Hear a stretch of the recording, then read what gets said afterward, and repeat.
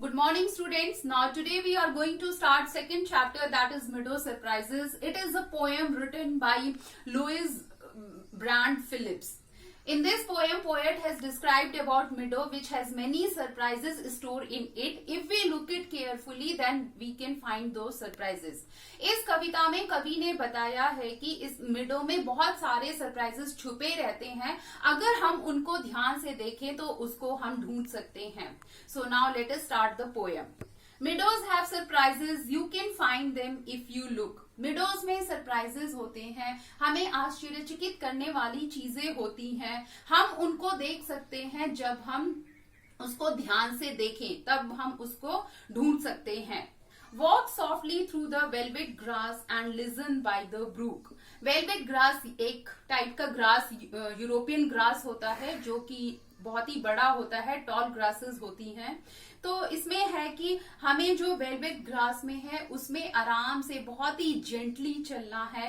And listen by the brook, और पानी की जो कलकल की आवाजें होती हैं उसको ध्यान से सुनना है. You may see a butterfly rest upon a buttercup. हो सकता है आप देखो बटरफ्लाई, तितली जो कि फूलों पर रेस्ट कर रहा होता है, आराम से बैठा होता है. And unfold its drinking straws to sip the nectar cup, और अपने स्ट्रॉस को खोलता है ताकि वो फूलों का जो नेक्टर है, जूस है, उसको सिप कर सके, चूस सके.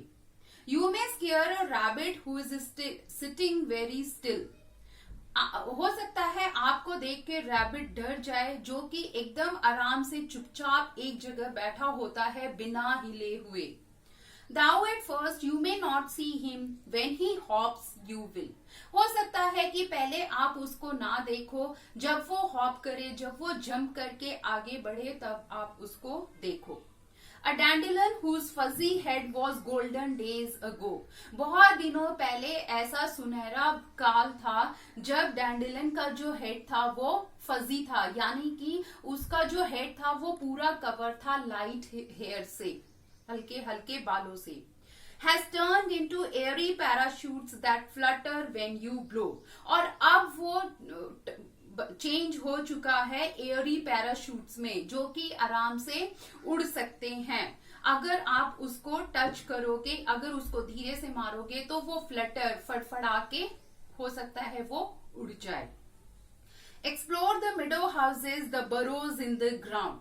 मिडोज में, इस मैदानी भाग में बहुत सारे पशु पक्षियों के घर होते हैं, जैसे कि the burrows in the ground. Burrows rabbit का घर होता है जो कि ग्राउंड में अपना घर बनाता है.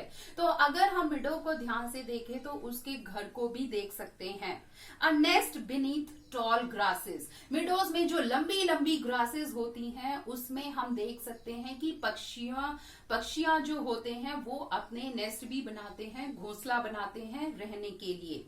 द एंड्स अमेजिंग माउंड, और एंड के द्वारा जो एक टीला उनका घर बनाया जाता है, टीले की तरह, जो देखने में हमें बहुत ही आश्चर्यचकित कर दे, वो भी देखने को मिल सकता है. Oh, meadow have surprises and many things to tell. तो इस तरीके से मिडोज में बहुत सारे सरप्राइजेस हैं और बहुत सारी चीजें हैं हमें बताने के लिए. You may discover these yourself if you look and listen well. आप इसको डिस्कवर कर सकते हो, खोज सकते हो अपने आप, अगर आप ध्यान से देखो और ध्यान से चीजों को सुनो. So this was the poem. With this poem, poet wants to convey the message that if we want to find anything, if we want to explore or discover anything, we need to be do those things very carefully. हमें बहुत ही ध्यान से उन चीजों को देखना होता है, तभी हम उन चीजों के बारे में पता लगा सकते हैं. Okay, now this poem is over.